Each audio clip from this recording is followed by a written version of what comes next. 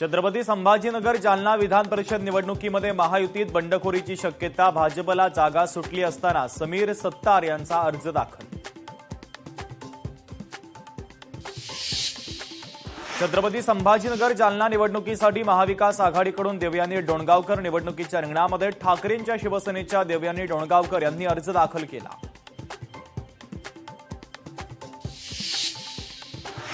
रत्नागिरी विधान परिषद निवडणुकीमध्ये अरविंद पुंडलिक म्हात्रे शेकापचे उमेदवार। आमची लढत घराणेशाहीच्या विरोधात अरविंद म्हात्रेंचं वक्तव्य।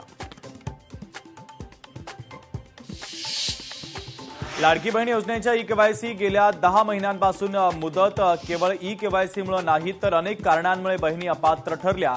मंत्री आदिती तटकरेंचं वक्तव्य। सोलापूर विधान परिषद निवडणुकीसाठी काँग्रेसच्या आदित्य फत्तेपूरकरांचा अर्ज दाखल तर महाविकास आघाडीमधील प्रमुख नेत्यांचे फत्तेपूरकरांनी मानले आभार।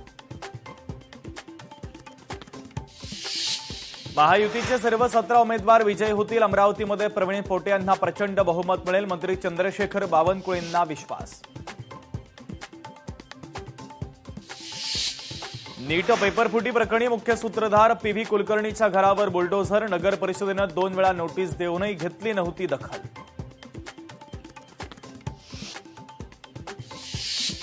यवतमाळ विधान परिषद निवडणुकीसाठी भाजपचे नितीन भुतडा यांचा उमेदवारी अर्ज दाखल। पक्षाविरोधात बंडखोरी नसून वरिष्ठ नेत्यांच्या आदेशानुसार अर्ज भरल्याची प्राथमिक माहिती।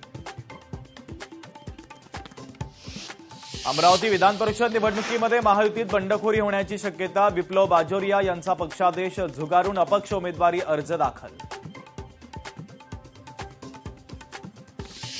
मागील 4 टर्म फक्त घराणेशाही सुरू। विधान परिषद निवडणूक उमेदवारीवरून भास्कर जाधवांची टीका।